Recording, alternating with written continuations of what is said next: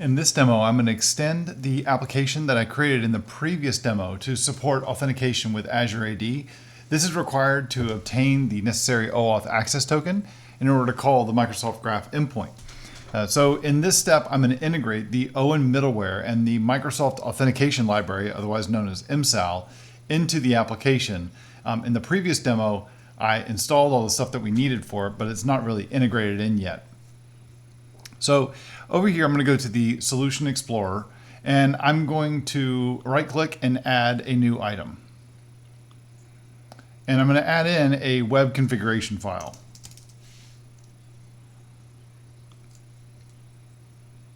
I'm going to call this file my private settings.config, and then I'll hit add.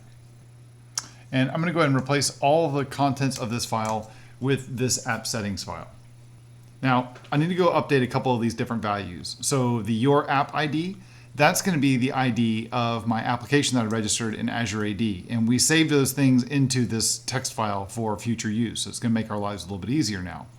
So I'll paste in the app ID. I'm also looking for the secret. So I'll grab the secret and I'll also pass that in.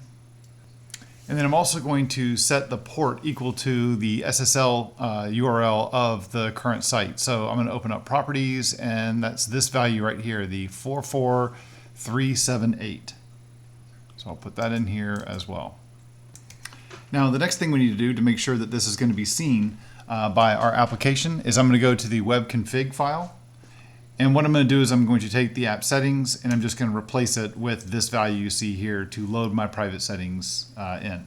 Now the next step is to implement the sign-in process. So I'm going to start by initializing the OWIN middleware to use the Azure AD authentication for the app.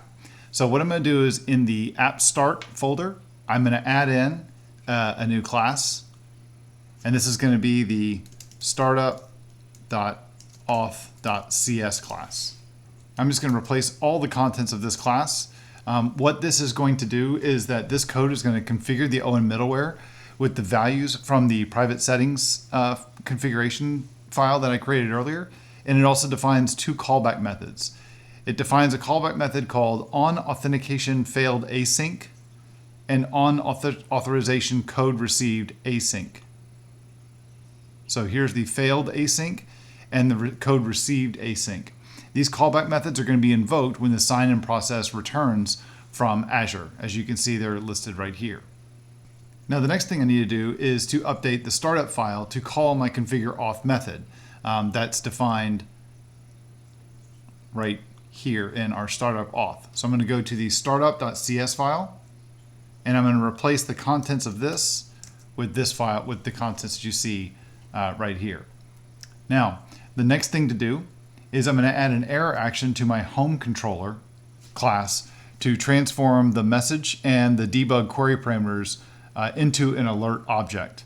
So I'm going to open up the home controller and I'm going to add in the following function.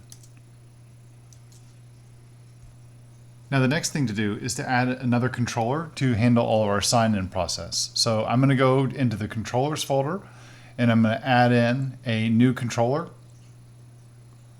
And I'm going to choose an MVC controller, an empty one, and then select add. And for the name, I'm going to call this the account controller. And I'm going to replace the contents with the following. This defines a single sign-in and sign-out action. The sign-in action is going to check if the request is already authenticated, and if not, it's going to invoke the OWIN middleware to authenticate the user. The sign-out action invokes the OWIN middleware to sign out.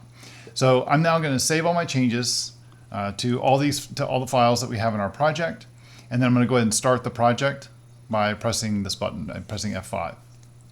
And so once my app loads, I'm going to go ahead and select the sign-in button, and that should take me to the Azure AD sign-in page. And it looks like we're getting an error, and the error is telling us we have an unsupported response type. Response ID token is not enabled. Oh, I know what that is. So this is a good thing for you to see in terms of a demo mistake. What I did when I created my Azure AD app, if I come over here to Overview, and if I go to the Authentication tab, and if I scroll down, you can see here that I did not enable the ID token to be returned by Azure AD. So I need to turn that on and then save my changes. Okay, now that that's done, let's go back to our app, stop it, and then we'll start this again and we'll try it a second time. And so this time now, when I select sign in, our app is now taking us to Azure AD, asking us to sign in. Because I've not signed in yet, or to this application, it's prompting me to grant consent to the application with the permissions that are defined.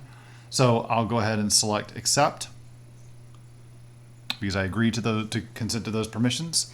And you can see here that my access token has been retrieved and it's being displayed here on the screen. So that's successful. Even though it's red, it still is successful.